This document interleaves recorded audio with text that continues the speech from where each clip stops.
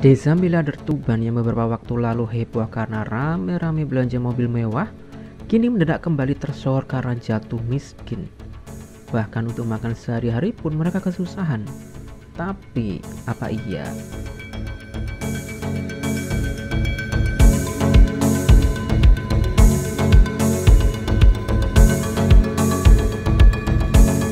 Desa Sumur Geneng, Kecamatan Jenuh, Kabupaten Tuban, Jawa Timur kini dijuluki kampung miliarder.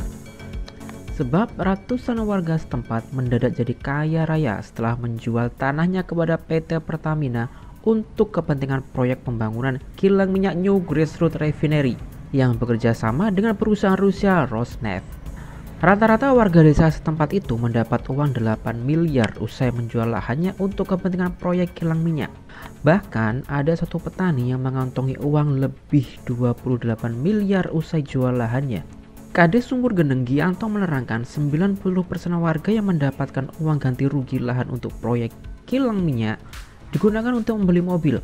Kemudian sekitar 75% warga yang menerima uang itu dibelikan tanah lagi dan 50% lainnya digunakan untuk renovasi rumah.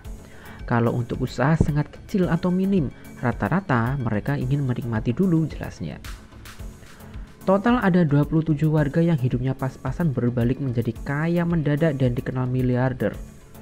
Dengan uangnya mencapai miliaran rupiah, banyak warga desa yang memilih untuk membeli mobil mewah dan merenovasi rumah atau membangun sebuah rumah.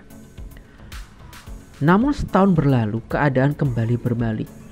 Dari kehidupan yang sederhana, mendadak jadi kaya raya hingga kembali berjuang untuk mendapatkan penghasilan. Para petani yang menjual lahannya telah merasakan penghasilan yang mulai tak menentu, pengangguran yang menunggu janji pekerjaan dari Pertamina, hingga buruh tani yang tak lagi dapat bekerja. Karena kembali mendadak miskin, warga 6 desa tersebut berunjuk rasa di ring perusahaan patungan Pertamina dengan Rosneft asal Rusia tersebut. Unjuk rasa dilakukan untuk menagih janji Pertamina yang akan mengutamakan warga lokal sebagai pekerja. Kembali Kepala Desa Sumur Geneng, Gianto, jadi sorotan media dan mulai angkat bicara. Ia membantah kabar masyarakatnya jatuh miskin setelah setahun menerima uang ganti rugi. Pasalnya, setelah menerima uang, warga menggunakan untuk membeli tanah yang lebih luas di luar Desa Sumur Geneng. Menurutnya, pemberitaan terkait hal ini kurang pas dengan kondisi aktual di daerahnya. Saat ini, kata Gianto, proses penyerapan warga untuk bekerja di Pertamina masih terus berlangsung. Sampai saat ini setidaknya 67 warga desa Sumur Geneng yang sudah diterima bekerja di Pertamina Rosneft. Menurutnya, penyerapan tenaga kerja itu juga menyesuaikan porsi dan kebutuhan perusahaan. Sementara di tempat terpisah, Presiden Direktur Pertamina Rosneft Pengolahan dan Petrokimia, Kadek Ambarawajaya, mengaku beberapa hari lalu mencapai mediasi antara kedua belah pihak. Hasilnya akan dipastikan rekrutmen tenaga kerja lokal untuk kilang. Pihak Pertamina juga akan memastikan itu akan berjalan transparan. Pihak perusahaan berkomitmen tinggi untuk proaktif melibatkan tenaga lokal dalam proses pembangunan kilang GRR Tuban.